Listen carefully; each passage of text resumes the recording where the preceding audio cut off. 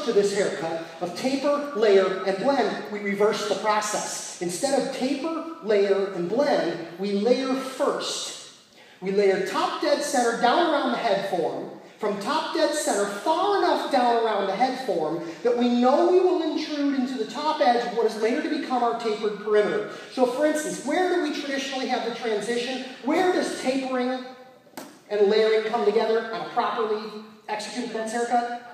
At the occipital bone, the parietal ridge, the crest line, the widest point of the head. That's right. So when we layer from above, we layer down around the head form, far enough down that we intrude past the widest point of the head. Step one, layer the hair. Step two is taper.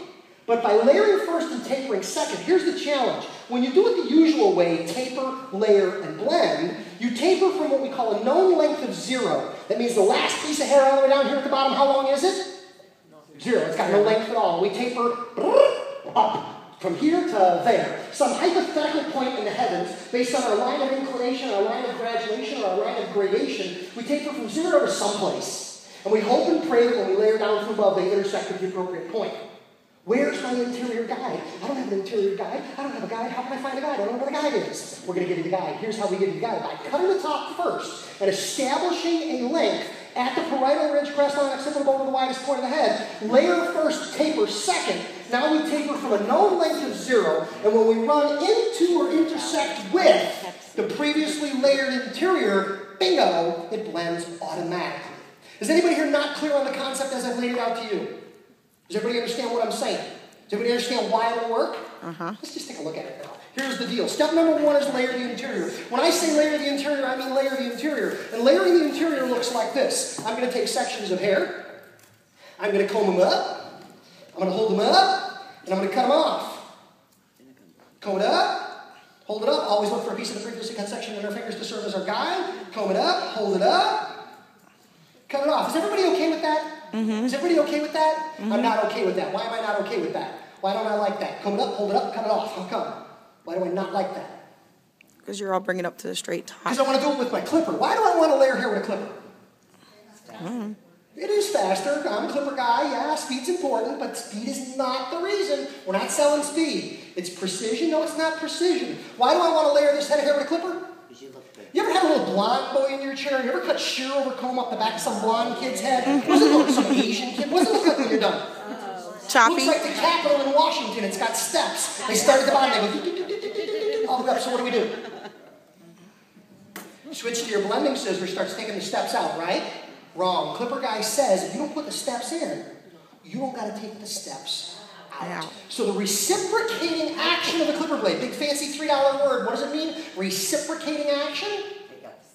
Back and forth. Yeah, she sure has got her hand up going like this. That's my next move. It's going like this. That's right. The back and forth motion of the clipper blade cuts a soft, staggered, and blended line, unlike any other tool we have available to us. In the first couple pages of your cosmetology textbook, no matter which book you use, in the hair cutting section, there are diagrams. Club cutting, blunt cutting, put the 90-degree ends on the hair, and they got that diagram of razor cutting with the long, tenderly, slitherily, piecey end on the hair shaft that creates all that movement, activation, and texture. And then they got the clipper diagram, which is all those little staggered ends. In clipper cutting, each and every hair is cut blunt, but no two hairs are cut to the same point. That staggering effect in the ends of the hair is why you pick up a clipper. You know, you got a toolbox. It's your station. You got tools. Clipper, scissors, razor. Somebody sits down, you have a consultation. What do you take out of the drawer? That's what they're paying for. Anybody can cut hair. It's like hair color. You know, people ever object to the price of hair color? You know, single process hair color service is $80. Somebody's going, yeah, but I can get hair color at Rite Aid for $4. How come hair color is $80? It's because they're not paying for a tube of hair color. What are they paying for? They're paying for you to walk into the dispensary, look at the wall, and not pick 69 other tubes. They're not paying for the one you're using. They're paying for all the ones that you know are wrong for what they want. Have you talked about consultation? Have that consultation and then know which tube to pick up off the counter. Same thing with haircuts. We're going to use our clipper. We're going to layer the interior with our clipper. Before I demo this technique, I'm going to tell you about something you probably know about, remind you about it if you already know, called the 48-hour rule of cosmetology and barbering education. I tell your students this all the time. If you are ever exposed to something you like or you think you can use, a technical cutting concept from me, a hair color idea from Abby, you watch it, oh, that's kind of cool, thanks, I like that. It goes in. You got 48 hours to put it into practice. It runs around, rattles around in your little brain. And if you don't put it into practice, which means tonight when you get home, this technique I'm going to share with you, cut the neighbors, cut the dog, cut the kids, somebody gets a haircut.